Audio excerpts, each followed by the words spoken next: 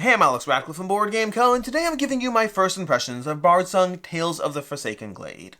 I'm going to divide this video up into 3 sections, timestamps of course down below. The first is I'm going to tell you about generally how this game plays, or at least how it plays with what I have in this prototype here, which is not the full campaign game, but just a sliver of the experience. This is a good time to mention, prototype, all rules and components subject to change, and I'll have a link to the crowdfunding campaign down below. Secondly, I'm going to go into the differences between this and the original Bardsung, at least the differences as far as I see them so far, again, given my limited experience with what's in this prototype, which is effectively just a one-shot journey and not the full campaign game. And then thirdly, I'm going to get into my first impressions, and it very much is first impressions. Sometimes when I say first impressions, it means that I've played the game, but I kind of want to hedge my bets. I didn't get to see that, I didn't get to see that, but I still have a fully formed opinion. I'm just hedging it against a limited degree of experience. In this case, I can't possibly have a fully formed opinion, given the fact that my biggest complaint around the original Bardsung was the nature that I found, while I enjoyed many aspects of the game, I did find it a bit grindy over 10 to 15 hours of play, and I don't have that here. So I can't possibly address what was my biggest complaint with the original game, which means I can only give you so much of an opinion.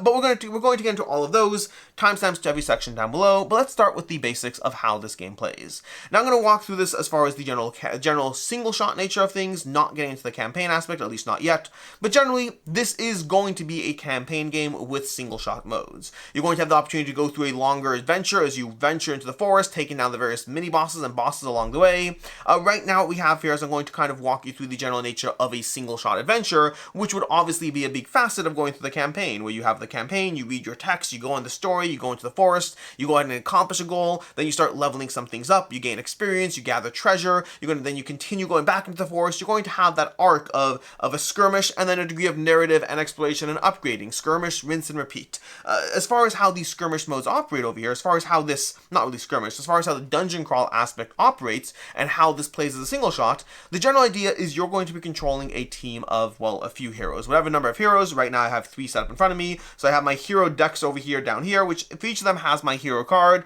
has some fate on them, and then it has their specific skills that they currently have in play. Heroes, like many dungeon crawlers, are going to have the basics, they're going to have movement, they're going to have armor, they're going to have, how many wounds they can take before they tap out. Something unique to a Bardsung is they're going to have fate, which is a resource, that's these fate tokens over here. That's a resource you can expend to upgrade die rolls, to roll more dice, to empower, to aid, different things you can do with fate. Some skills specifically require fate as a resource to be spent, and sometimes you have to spend fate as an extra resource in there to get whatever you need. So fate's basically a resource you can spend to get bonuses, and then you can earn back. Every character is going to have their own unique way that they earn fate back, and then also whenever you roll 2 ones on a 2d6 roll, or well more, whenever you roll multiple d6s, if 2 of them are 1s, you'll go ahead and earn a fate back as well. So it's a resource in the game you're managing to do cool things and then get it back. Now what we're trying to do in this particular scenario, again this is the prototype scenario that we have, what we're trying to do is we're starting off in the starting tile here, and we're trying to wander through the forest to get to the other side. You can check out a full playthrough over on Steam Forge Games channel. I believe some others have done as well, but Steam Forge is going to have a nicely lit, nicely done playthrough if you want to see the full sense of the game. But if you want the basics of how it plays, we have our heroes over here, and we're trying to get through the forest. To that end, each hero on their turn has 2 actions, and you can use your actions to either move, to use an ability, or to explore. And you can do those multiple times, although you can't use the same ability more than once. We're going to have an initiative in the game. We're going to go ahead and divide this up. Right now, if this were the starting round, we have 2 enemies in play, so that means we have our 3 hero cards and 2 enemy cards. I don't actually know which one's which. We have some enemies over here, some heroes, and we're going to shuffle up to create what's called the marching order in the game. So right now, if we go ahead and play these out, we would have this as our marching order. Ooh, that was a good marching order. All 3 of us get to go first, which means hopefully by the time it's the enemy's turns, there's fewer of them in play. That general concept of the initiative track, the marching order, is going to be a key part of Bardsung. You're going to have that at the start of each round, but you also have it whenever you explore and new enemies are uncovered. So whenever you go ahead and explore a region, placing out new tiles, which depending on the adventure you might want to explore over here, but in this particular adventure we're motivated to just go straight through, so the next time we explore and put out a new tile, if a new enemy was to be uncovered, we would add their card to the marching order and then reshuffle and redivvy it out to create a new marching order. So that's the core idea of the marching order at the end of each round, and when you explore and create new and put new enemies into play. Now this order of activation, and again we got really lucky on this one, not that I'm currently playing, but this order of activation is going to determine who goes in, well, what order. So right now we can have the Dawn Guard activate, and you can go ahead and you can move one crossing this line over here. In general, when you have these tiles, you'll see there's lighter and darker areas. The lighter areas are the pathway through the jungle, through the forest, and the darker areas represent boundaries, so we can't cross over here, but we can cross through there. Right now, crossing from here to here is going to be one movement over here, and we can try to go ahead. We're going to look at his movement. His movement is 2, so with one action he can move 2, and that would bring him to over here. No, we can go straight into the zone. We can go straight into the zone over here, going 1, 2, and we can go ahead and face off against this stabber over here, which is great because one less stabber means one less stabber attacking us. For our second action, we can go ahead and use one of our abilities. So more often than not, these are going to be attacking abilities. They have, this is an attack ability, this is range 0, this is the die we're going to roll when determining if we get to do a critical hit or whatnot. And over here we have a passive ability. Once per round, instead of making a defense roll, he can spend a fate to ignore all the effects of an attack. So very often you have passive and active abilities being attacks. So right now we'd go ahead, we choose between Righteous Zeal and Shield Bash. We might want to preserve our fate right now, but looking at the results over here, I don't mind the idea of pushing them. I don't mind the idea of getting a critical hit and pushing, although Righteous Zeal is more likely to deal damage to them, so that's not bad over here. And they only have 2 wounds, so if we want to take them out, Righteous Zeal might be a better option, but we are rolling, we'd roll a d6 right now against a 6. That's not good. So basically there's 2 steps to an attack. There's hitting and possibly dealing with the whatever effects there are, but then there's also the dealing the damage part, because bumping them around and getting them out of the way is helpful, especially if you're trying to get through the force to the other side. But ultimately taking them out will be safer in the short run. It'll be safer for sure. Well, in the long run, it'll be safer for sure. So let's go ahead and do Righteous Zeal. We'll take this attack. We'll spend our fate right now, and we're going to go ahead and roll 2d6. And we're rolling right now. Oh, his toughness is only 3. You know what? Let's actually preserve that fate. We're going to preserve the fate. I was looking at the wrong thing. I was looking at his target number as opposed to his toughness over there. So right now we're going to go ahead and roll 2d6 against a target number of 6, and we're getting a +2 modifier to Shield Bash when we do this roll. So right now that's about as good as you can get right there over here. We got 12 + 2. That's going to be a strong 14. We're definitely getting a hit on that one. But as far as what happens when you hit, that's where you're going to look. Do we hit or do we critical? If we hit, we're just going to push him over here. If we crit, we're going to go ahead and look at his toughness. So we're going to roll a single d6 against this. Now you could spend fate to empower a die. So you can spend fate to bump up the value of a die. We're not going to do that right now. What we're going to do is we're going to roll 6, hoping we can get at least a 3. And unfortunately we did not. So we won't be able to inflict the wound against him because, of course, the very, very strong 12 over there was all the luck I had for that round. So I won't be able to actually, deal a wound right now, because when you look at your cards right here, these cards are going to tell you the effects over here. So for example, when we hit on a Shield Bash, we can push him to an adjacent zone. But if we crit, we would deal a damage and then push him to an adjacent zone, which would be great, but we did not do that. So we're going to try to shove him down over here. We're going to shove him down over here to this zone over here, getting him a little out of the way. Maybe we can start making our way past that. That's the general idea of a turn. You can move, you can use an ability, often attacks, and then you could explore, which is not yet relevant because right now we're not by a portal that we can explore from, so no exploring happening at the moment. You're going to take any combination of 2 actions. Again, you can't use the same ability twice, so while I could use Righteous Zeal and Shield Bash, I can't use Shield Bash twice on a turn. When my turn's done, we're going to go ahead and take an activation with the next character. That's the core idea of how you're playing this game. You're looking at your own character who's going to have their own stats, which is going to be relevant more for defense. You're looking at the actions you're taking, which are often going to be attack actions, where you're going to be rolling certain dice, or you're often rolling 2d6 to be able to check the general numbers, but then past that you're rolling dice for other modifiers, so for example whether you crit or not. And then from there, when eventually gets to the enemy's turn, it's going to be a similar thing, but when they hit us, we're still rolling. The heroes are always the one doing the rolling. We're rolling to hit, or we're rolling for defense, trying to power through those target numbers. So for example, when they're rolling against us, we're again going against the target numbers, but this time you might be able to add your own armor if you have it. So depending on the armor they have, we have 2, 1, or 1, you'll be adding that to your roll against whatever attack is going on, assuming, of course, there's not an ability that ignores armor. There are some abilities that ignore armor. Now, enemies are going to have the same structure. What happens over here? Does it happen when they hit you? Do they happen in defense? Although I should note, before we get to enemies attacking you, we should talk about the fact that enemies have an AI effectively. So if we look right now at these cards, we can see that when the stabber activates, you're going to look at this behavior card, which is this behavior, and then you're going to look at this behavior card. You're going to go through a sequence of each of the behavior cards trying to activate the first one you do. Do they attack? Do they charge? Who do they attack? Who do they charge? This has a sequence of how each enemy activates, and you're going to resolve the first one you could on this card. If you can't resolve one, you don't. If you can, you do, and then you stop and move to the next card. That's when we get to the next card, where in this case, they're going to go on retreat. They're kind of pokey, but then they run away, which is, I mean, annoying, because then you have to chase them if you actually want to kill them. So enemies are going to go through an AI based on the behaviors on the card. Sometimes if they're bloody, they'll have their own AI over there. If they have a specific AI if they're bloodied. And then if they attack you, like I said, you'll be rolling defensively to try to avoid their rolls. Again, all along the way, you're doing a variety of things, and all along the way, you're managing your abilities in the game to try to take advantage of what do you need to do. So again, if Dawnguard gets attacked, once per round, we can go ahead and spend once per round, if Dawnguard is attacked and pass the defense roll, we can, I apologize, that's the replenishing. Once per round, we can, instead of making a defense roll, you can spend a fate to cancel all effects of the attack. So you're trying to balance that, are you going to be getting your fate back fast enough? What are you spending it on? And is the attack bad enough that you can choose to spend that fate to avoid that? If you do take wounds in the game, you're going to take either serious wounds or heavy wounds, or critical wounds or whatnot, depending on which symbols are shown in these cards. These ones over here deal light wounds, so nothing too crazy. And if you take a light wound, you simply take a light wound, boom, you have a light wound, and he can maintain up to 5 light wounds before he's gone, which would be a lose condition for this scenario. Alternatively, if you take a more serious wound, you're going to take the negative side of this, and right now we have concussion. The hero can't spend fate. That's not great. Although when you heal in the game, you can either discard a light wound or flip a serious wound to its lighter side, so you have to choose which abilities are bad enough, because again, you can only have 5 of these wounds. Well, again, character dependent. In the case of Dawnguard, you can only have 5 of these wounds, but whether you'd rather get rid of a wound or heal from a serious wound, that's going to depend on what you're trying to do and how much those are impeding you in the game.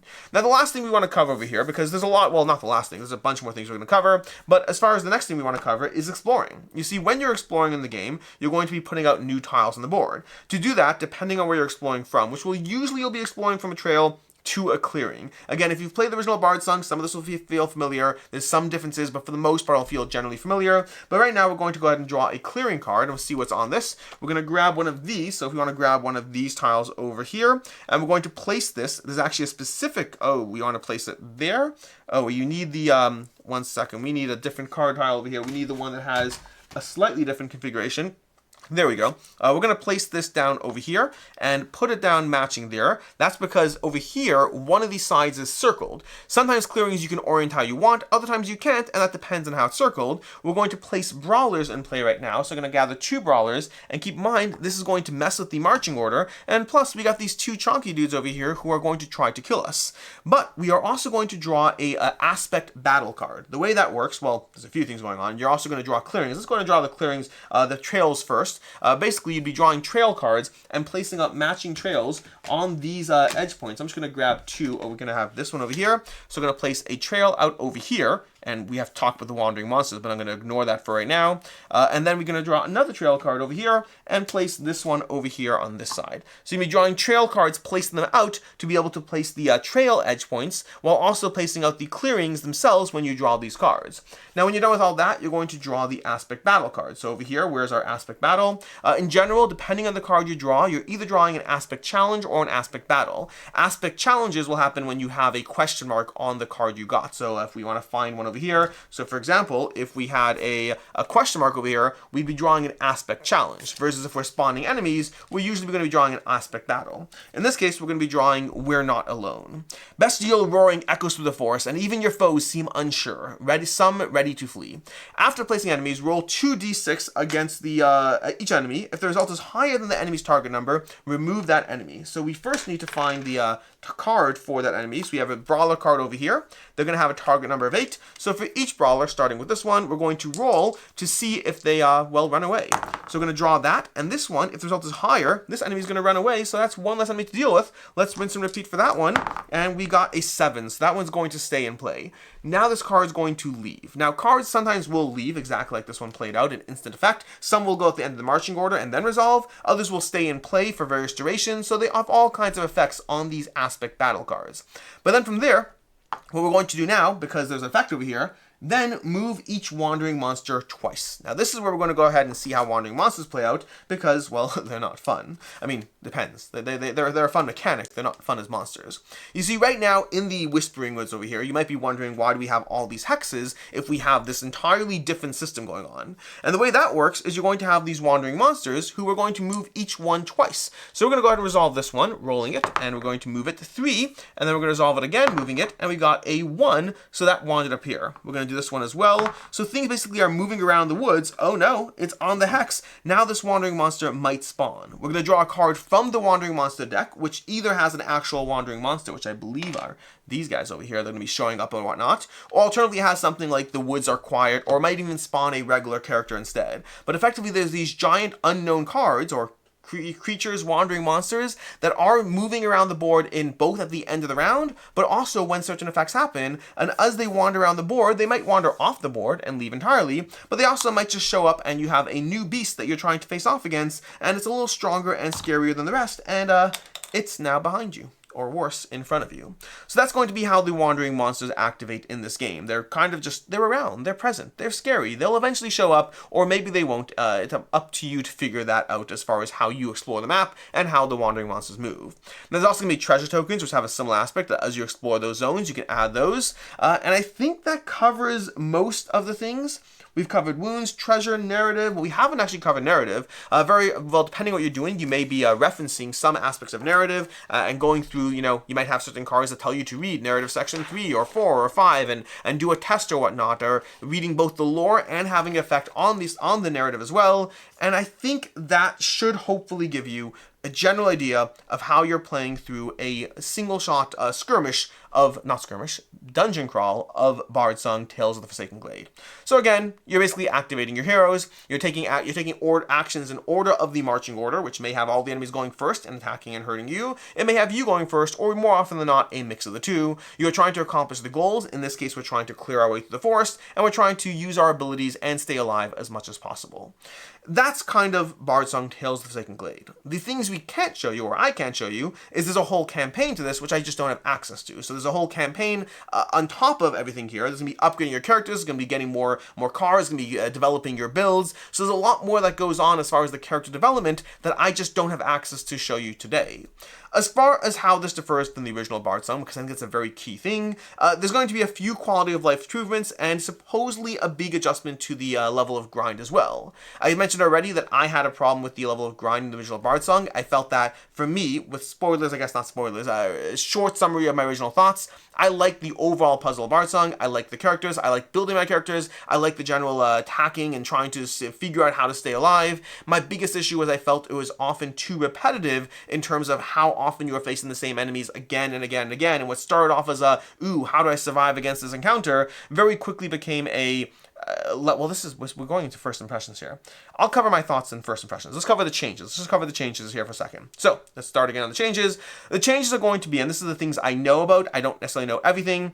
First of all, there's more dynamic spawning. We didn't see it on that card, but very often you're going to have cards that'll have tertiary or secondary spawns, where they're going to spawn things on adjacent tiles, or possibly this little moving token over here. You're going to have new ways of spawning enemies, not just on the card themselves. So it's more dynamic in terms of the types of enemies that will spawn, how they're spawned, or even what behaviors those enemies are going to have. So that's going to be a big change that gives you a little bit more dynamicness to the enemies in the game and the way you're going to be approaching, as opposed to feeling like you're going on the same tile again and again. There supposedly is going to be an adjustment to the level of grind, which was a common complaint against the game, although again I can't speak for how that's going to play out, but there are supposedly changes to that in the game. You're going to have a lot of stats more focused on the actual attack cards as opposed to on the heroes themselves, because it gives you more, the way they put it, it gives them more more room to tweak with different abilities as opposed to constantly rolling the same dice. You may have fast abilities, slower abilities, different kinds of abilities, so it's not just flavored around the hero, it's more spread out. Lots of stats are more spread out to the abilities. Fate is now an individual pool for each hero as opposed to a common pool. The terrain tiles in general, the entire structure of them is going to be different. The roaming monsters and the way those work are going to be different. So we have lots of small little changes to the gameplay that for the most part, at least playing through the main dungeon crawl aspect, they feel like small quality of life improvements. They are quality of life improvements, but they're for the most part small. The main change that I'm most interested in is going to be how this plays out as a campaign, because that was my biggest complaint, which is where we get to first impressions.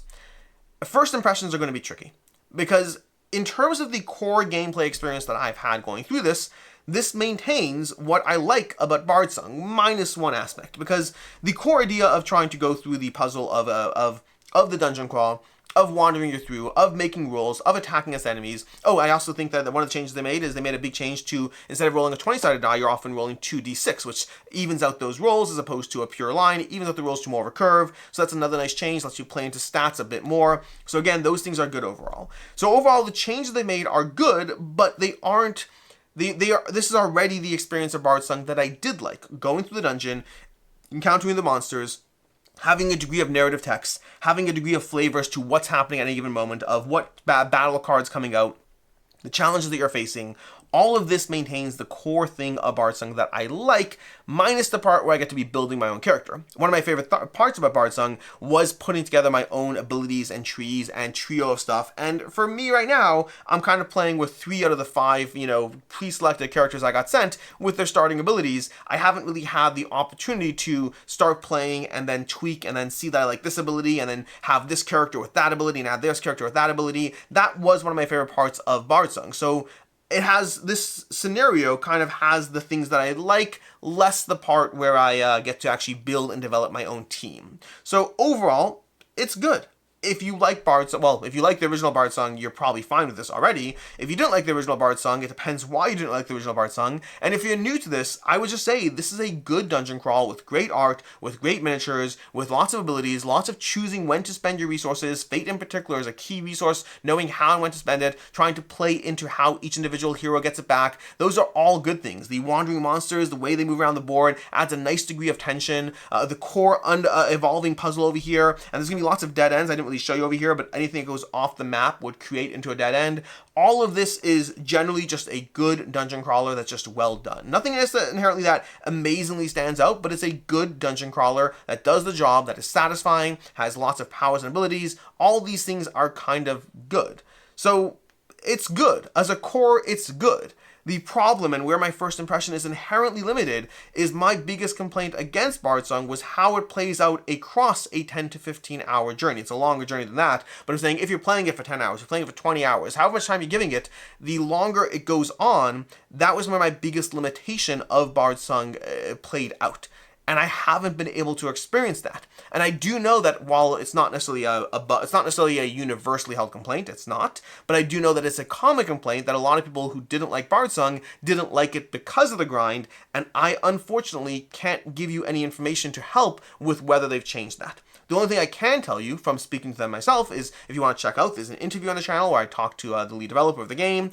They are aware of that complaint, and they supposedly are addressing that complaint. And I have seen Steamforge deal with player feedback and put out things that address player feedback before. So I'm optimistic that the overall puzzle will be a much better Bardsung. As it is, though, the only thing I can say is, for my current experience, it's a slightly better Bardsung, where they tweak some things, there's some quality of life changes, and they make, like, again, I really like I almost forgot to say it, but I really like the change to 2d6 instead of a d20. It just evens things out to a more consistent roll, which I like that. So, and there's lots of small things. The fact that you have more stats on the abilities, that gives you more control, and I like that. And the fact that so many things don't actually deal damage to enemies properly, like there's a degree of Resident Evil DNA in there, where you're often trying to push enemies away, but how often are you actually hitting those blows? So it has a little bit of that critical hit DNA from Resident Evil, which I like. Enemies feel threatening. So overall, I like it. I just can't speak to the grind aspect until I get a chance to play through 5, 10, 15 hours of Bardsung,